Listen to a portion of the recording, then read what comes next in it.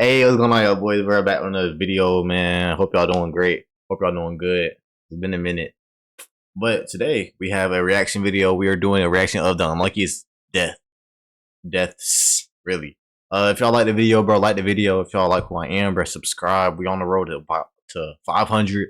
We got like 330 something right now. And drop a comment if you got something to say. Say it to my face. My bad. I'm so hostile right now. My bad. That's on me. I appreciate y'all for watching this video. Appreciate y'all checking out my channel, bro.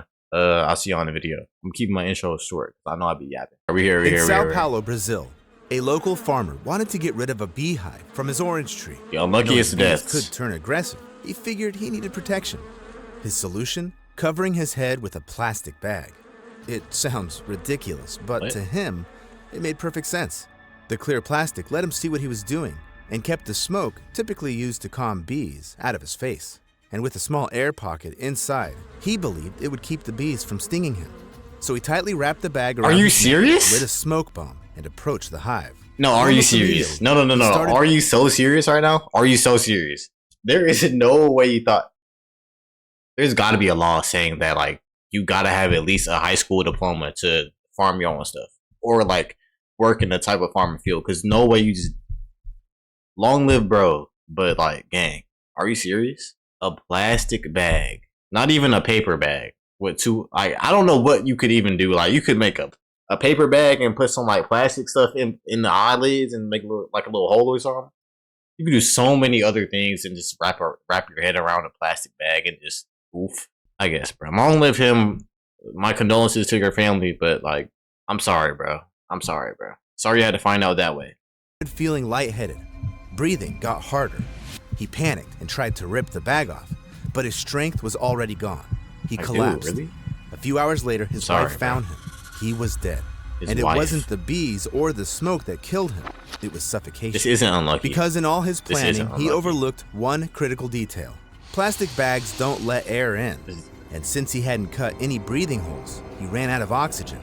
I learned this from you. Unexpected mistake that proved fatal. For something else. And that's exactly. As always, viewer discretion is advised. I don't know if that's unlucky. On October 1st, 1995, visitors at Niagara Falls witnessed more than just a breathtaking view. That day, Robert Overacker attempted a daring stunt, jumping off the falls with a parachute.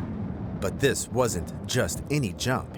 Robert had an entire plan mapped out. He designed a custom-built rocket parachute system, rode a jet ski straight toward the edge, and, just before going over, planned to trigger the rockets.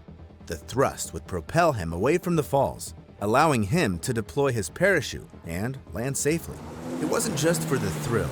Fuck? You think you Johnny Bravo or some shit, nigga? No. Who do you think you are, though, gang? You just attempted a John Wick type of stunt on a normal type of day. Why? Why would you do that? Let me search your name up. You better be an actor or some shit, or practicing or some shit.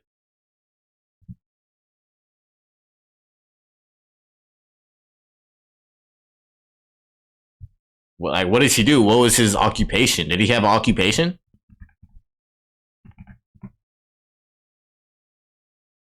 I'm not looking at that photo, but my nigga, where is it? So he's just a random man who's, we will say he's unemployed, right? Overacker. Or has a regular 9 to 5 and just wants to pull out a Johnny Bravo, John Wick type of stunt. Okay. It wasn't just for the thrill. Robert wanted to raise awareness about homelessness. As he sped toward the highest point of the falls, stunned tourists watched, some pulling out cameras, unsure if they were witnessing a spectacle or a tragedy in the making. Then came the crucial moment. So wait, how does homelessness and jumping off of Niagara Falls with a jet ski, with a rockets and a parachute to land correlate to homelessness? Let me just get this out of the way. Let me send my condolences to everyone's family in this video because I am very, very sorry. I'm very, very sorry you had to go through this, and I know it's very tough. This goes out for everyone in the family, and every family, everyone in the family, everyone in the video. All right, let me get that out the way. I'm sorry. Jet ski tipped over the edge, but neither he nor the jet ski took off. It was time to activate the rockets. Robert frantically pressed the button to activate the system. Nothing happened. He reached for his parachute, still nothing. And in front of hundreds of onlookers, he plunged straight down into the raging water below. Onlookers scanned the waters, hoping he'd resurface, but there was no sign of Robert. He had fallen 51 meters straight to his death. And all because of one fatal miscalculation. Water makes everything wet. His ignition system failed, soaked beyond function. I didn't even think of that. His parachute, it absorbed water, clumped up, and wouldn't open. Sadly, Robert paid for this mistake with his life. But he wasn't My condolences, guys. My condolences. the only one.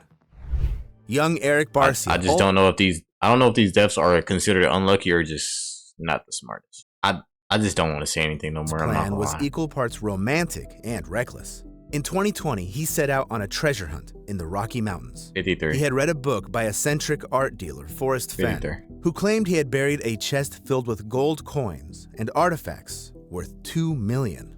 Hidden within the book, Fenn had left clues to its location. Around 350,000 thrill seekers had tried and failed to find it. But by February 2020, Kxngsleywatt was convinced he had cracked the code. So, he invited his 65-year-old friend to join him on a trip to Dinosaur National Monument. Straddling the Colorado-Utah border, the plan was simple. Hike in, grab the treasure, and walk out as millionaires before sunrise. But the mountains had other plans. At some point, they lost their way. With no tent, no warm clothes, and barely any supplies. Exhaustion and cold set in quickly. And as night fell, so did panic. Rescuers found them just in time, barely clinging to life. Frostbite. It took them a full month to recover, but as soon as they did, they made an unthinkable decision. They went back. On March 17th, the two men... Please tell me this. They went back with some like supplies and mats and stuff. Please tell me you went back with coal, food, lamps, lights, fucking anything, bro. Anything, please, bro. A gun, a knife, please, please, please, please. Please. Men set out once more, determined to claim the treasure. This time, they were slightly better prepared, packing a couple of energy bars, 2 bottles of water, some extra clothes, and renting snowmobiles. What could possibly go wrong? Tent, maybe? Fortunately, when the rental company noticed they hadn't returned by evening, they alerted the local rangers. It took 3 days for search teams to find the abandoned snowmobiles. Wait, okay, hold on. When the rental company noticed they hadn't returned by evening, they alerted the local rangers. It took 3 days for search teams to find the abandoned snowmobiles. A set of footprints led them deeper into the mountains, and just over 1 kilometer away, they found the 2 men curled up, frozen among the rocks. In a cruel twist of fate, it was nearly the same spot where they had been rescued the first time. But this time, Kxngsleywatt wasn't breathing. His friend survived, but he refused to talk about what had happened during those terrifying 4 days. And just a few months later, Forrest Fenn announced that the treasure had finally been found. Was it real? Did it even exist? No one really knows. Maybe it had something to do with the fact that the FBI had started looking into how Fenn got his so-called treasure in the first place. Or maybe it was because Kxngsleywatt wasn't the only one to die searching for it. At least 3 other people had lost their lives, too. But this nigga who made the book caught 4 bodies on accident. He didn't even mean to catch 4 bodies like this. He caught 4 bodies. And they went back. They had experience before they did this. They went back and rounded up in the same place. But be honest. If you were absolutely sure you knew where a $2 million treasure was buried, wouldn't you at least consider going after it? Let me know in the comments. No. Now, the next person on our list didn't have to go anywhere. Because then no, it's a setup. First of all, I don't trust none of that. It's gonna be either a setup, nothing's there. Someone's gonna try to snipe me when I'm trying to get the loot, and then or it's some other crap. Bro, I don't want to be a part of a Netflix TV show, documentary based on a real true story. I don't want to know. Find trouble. Yeah. It itself found him right at home. I don't want to be in one of these videos. Philip Quinn was in his trailer, excitedly watching his brand new lava lamp after plugging it in. But lava lamps need patience. Never had one of these. The wax inside has to melt before they start working properly. Philip waited for hours, but nothing was happening, so he decided to speed things up. He took the lamp to the kitchen and placed it directly on the stovetop. At first, his plan worked. Okay. The lamp heated up quickly, and soon, the wax inside began its mesmerizing dance. But there was one tiny problem. Lava lamps are designed to operate at a controlled temperature from an electrical outlet, not under the direct heat of a stove. Before Philip realized his mistake, the lamp overheated. Just as he leaned in for a closer look, boom! The lamp exploded right in his face. Philip stumbled backward, disoriented. but somehow made it to his bed. But by the time he collapsed onto it, he was already gone. Yeah, that's a massive crazy. shard of glass had pierced straight into his heart. Oh, this Now, nigga's common sense lucky. says you probably shouldn't put a lava lamp on a stove, but who would have thought it could turn into a deadly bomb? Unlike that, Wait, he left it on the lamp? I mean, he left it on the stove? Wow. That is unlucky, though. Like, never in, like, 100 years will he ever win a lottery ticket if he stayed alive. 55-year-old Marko from Croatia was working with was undeniably explosive. Marko was a hands-on kind of guy. On January 13th, 2005, Brother. he decided to clean out the chimney in his home. But there was a problem. The pipe was too long, and a regular brush just wasn't cutting it. Still, Marko wasn't the type to give up easily. He headed to his workshop, determined to come up with a tool that could get the job done. A broom? It didn't take him long to figure it out. A super broom? He just needed to attach a brush to a chain and add some weight to it, so it could naturally drop down the chimney. Simple enough. The weight had to be compact, metal, and heavy enough to do the trick. And luckily, Marko had just the thing. So he got to work welding it into the chain.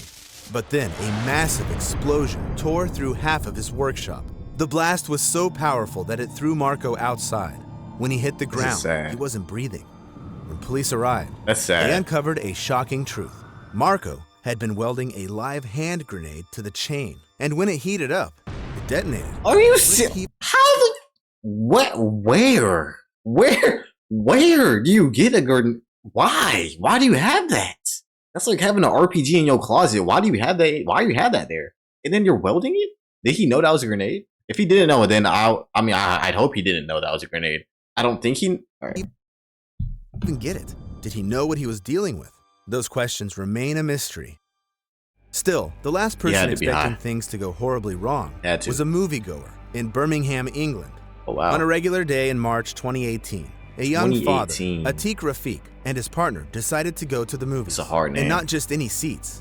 They went all out on VIP tickets, paying extra for the so-called gold class experience. These seats were bigger, far more comfortable, and had electronic footrests that transformed them into full-on loungers. The movie ended, and Atiq realized his phone and keys had slipped out of his pocket. He bent down to grab them. But in that moment, the motorized footrest suddenly came down on his head.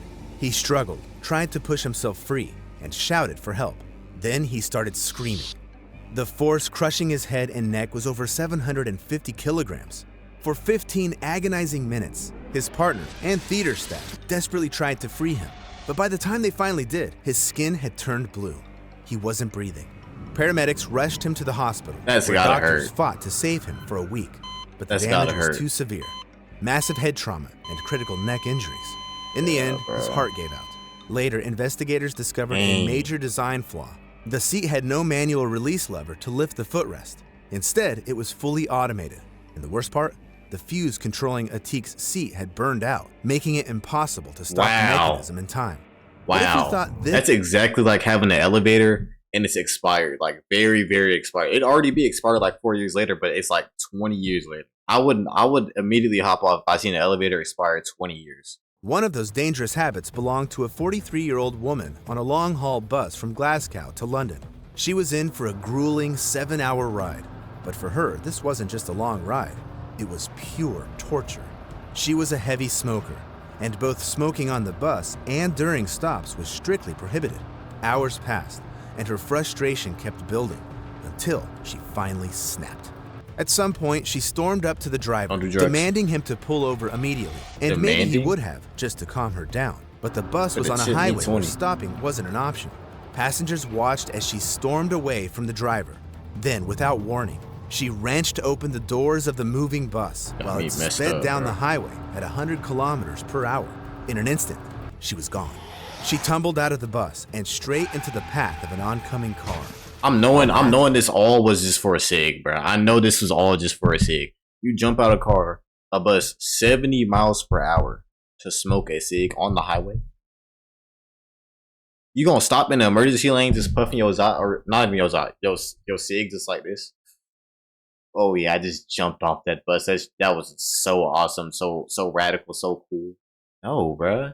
So how you gonna get to where you're supposed to go? They're not finna stop. They're like, don't smoke, don't do none of that, bro. It's gonna get you attached just like this lady right here. Long live her. But I'm just saying that wasn't the smartest thing to do. Maybe her brain was very clouded up. Like, what are your last words? Ah, Sig. But one thing's for sure, some choices are unbelievably reckless. On May 5th, 2018, Prabhu Batara was heading home from a wedding with a few other guests. Hold on, let me ask y'all this. 2018. If you was an Uber driver, are you getting in the Uber or not? I'm not gonna lie. It depends what time. Okay, if it's like 8 p.m., would you get an Uber? I might get an Uber, but I'm gonna be very cautious. I'm gonna be very cautious of his movements, what he's gonna do, what he's looking at. You better be looking straight at the road, buddy. All right, straight at the road. If it's like it's anything before, I'll be in there. I won't be worried that much. But anything after like 7, 8, 6, 7, 8. Prabhu Batara was heading home from a wedding with a few other guests. At some point during the drive, he pulled over and wandered into the trees to relieve himself. That's when he spotted something unusual, a wounded bear resting in a clearing. Ooh. And for some reason, instead of walking away, his first instinct was to take a selfie. But he didn't just want a selfie, he wanted the perfect shot. So and I'm already knowing how he did it, bro. I'm already know how he did it. He was getting the perfect angle. Like I'm saying, he like he was hitting with like every angle, but he's reviewing the pictures too as he's going through them too. As he's taking the pictures. I'm knowing. Closer, way too close. And that's when the bear attacked. It lunged, slamming Prabhu to the ground. He fought back with everything he had, it's crazy. But it was no use. It's so crazy. Meanwhile, his friends just stood there, filming. One of them tried to scare the bear away with a rag. Not the smartest strategy. At one point, even a stray dog jumped in to help. But none of it mattered. By the time the forest rangers arrived that evening, the bear had calmed down enough to be taken in for treatment. But for Prabhu, it was too late. He didn't survive. In November 1997, in the small town of Exeter, Pennsylvania, a man named Wayne Roth stopped by his friend Roger's place. It was supposed to be a normal hangout, except for one small detail. Roger had a nearly 2-meter-long Cobra in his apartment. For some reason, Wayne decided to take a closer look. Big mistake. The Cobra suddenly lashed out, sinking its fangs into his hand and injecting a dose of deadly neurotoxin. This venom attacks the central nervous system, causing intense pain, vision problems, loss of coordination, and, in severe cases, paralysis and death. Roger panicked and told Wayne they needed to call an ambulance right away. But Wayne, he said he felt fine. I'm not gonna lie, I just started daydreaming. I just forgot what he just said, so I'm not even gonna like try to replay it. I'm just gonna act like I know what they talking about. Instead of going to the hospital, he shrugged it off and said he could handle it. And where did he decide to go? A bar. While knocking back drink after drink, he bragged to other patrons about being bitten by a cobra.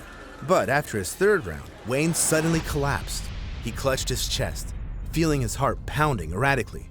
Terrified, Roger dragged him to the car and sped to the... But here's the shocking part. Wayne could have survived. First, he refused medical help, likely because of the old school idea that men should always be tough and fearless. But more importantly, the coroner discovered that Wayne didn't actually die from the venom. Oh, the alcohol. His blood was already so full of alcohol and illegal substances that it was enough to kill him. The neurotoxin... Like, why wouldn't you go get checked out, though? Like, even if you believe in that little men should be able to defeat the whole world at one time or whatever act that is, you should still get checked out. Is my camera blurry? You should still get checked out to see if you're good, though. Like, so if you could defeat that snake, you would go to get checked out, right? So I don't know if that's really unlucky or just... I know exactly what just the final push his body couldn't handle. Wayne Roth did just about everything possible to put himself in danger. But here's the truth. You don't have to go that far to pay the ultimate price. On Easter Monday in 2022, the Italian town of Cotalica witnessed one of the most unexpected robberies ever. A 46-year-old local man broke into a supermarket, not to steal cash, electronics, or even alcohol, but for a single bottle of water. He reached into a tightly packed crate on a tall, fully First of all, hold on, let me stop. Nigga, you could have just stayed outside the supermarket thing and just... Water? Water? You could have did anything else but that to prevent this. It's only like, what, $2 to get a water bottle? Atlanta, you would have got one for $1 on the highway exit. But as he pulled the bottle out, the whole construction wobbled. And then it all came crashing down. The next morning, supermarket employees arrived to a disaster. Hundreds of bottles were scattered all over the floor. They started cleaning up, restocking the shelves, until one of them spotted something horrifying, a human hand. Underneath all the fallen crates and bottles, they found the man's lifeless body, crushed to death over a single bottle of water. I'm not scared, but like in shock. I'm like, wow. Like there's a very, very pale hand right here under these water bottles. What am I talking about? Call it instant karma. In the spring of 2022, Ukrainian forces liberated the city of Irpin, near Kiev, after it had been occupied by the Russian army earlier that year. Amidst the devastation, the one before that, they stumbled upon something bizarre. While sorting through the personal belongings and gear of the invading soldiers, they discovered something unusual inside of one of their bulletproof vests. Normally, these vests hold metal plates designed armor plates. I know that from Warzone. My bad. Bullets. But this one, it had a stolen MacBook stuffed inside instead. MacBook? Whether this makeshift armor got him killed, or if it was simply the consequences of invading in the first place, is a question of perspective. After that story, it feels fitting to mention a certain town, Bruno am Inn. Yes, it's the birthplace of Adolf Hitler, but this story isn't about him. This is about Hans Steininger, the town's mayor way back in the 1560s. Excited to say he was well liked, a good leader who genuinely cared about his town. But there was one thing he was truly famous for: his insanely long beard. It measured nearly 140 centimeters and had a distinctive split at the end, resembling a snake's tongue. Because it dragged on the ground, making walking difficult, Hans kept it neatly rolled up in a special pouch. And that idea worked perfectly until September 28th. That day, a fire broke out in the town, and as a responsible mayor, Hans rushed straight to the scene. Chaos had erupted, and he was in the middle of it, trying to restore order. This is a tough picture. I'm not gonna lie. Having this as your wallpaper, like if this was a real person and you had this as a real person had this as their wallpaper, this would be so tough. Like I would have this as my wallpaper. If that was me, I would have that. His beard slipped out of its pouch. With no time to fix it, he simply tossed it over his shoulder and kept moving. I'm putting it in my shirt. Then, disaster struck. Rushing down a flight of stairs, he tripped over his own beard. He tumbled all the way down, and by the time he reached the bottom, he was dead. Once again, proof that danger can come from the most unexpected places. But it's always best not to make things even riskier. I mean, personally, I don't know if I'd consider these unlucky or just not the brightest things to do. But I do want to say, you know, once again, long live everybody who has passed in this video. Condolences to their families. If you're watching this, I am very sorry. I mean, like, this is just crazy to me. Like, people pass differently. Like, there's many people that pass differently. I never thought about it like this, actually. Somebody just died to a lava lamp. Someone just passed because they wanted to take a selfie with a bear. Someone passed because of their beard. Someone passed because the armor plate wasn't an armor plate and it was a MacBook. It's just so many things that could go wrong and so many ways someone could go out. I don't know what I'm preaching about or talking about, but I hope y'all are listening to what I'm saying. That was the end of the video. If you enjoyed or were entertained or intrigued, or if it kept you here long enough to see this, like the video and subscribe, because you might like who I am. And if you do, subscribe, man. Come on. We almost at 500. Come on. And comment, bro. Comment what you got to say. I know these were very crazy type of passings and all that. So I want to see what y'all say. First of all, if y'all was at the little ice mountain trying to find that gold, would y'all do that? Would y'all try to find that gold? $2 million?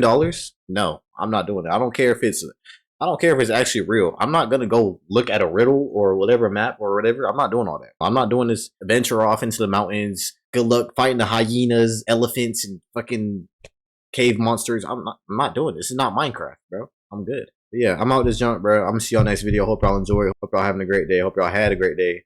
Not a bit. See y'all next video.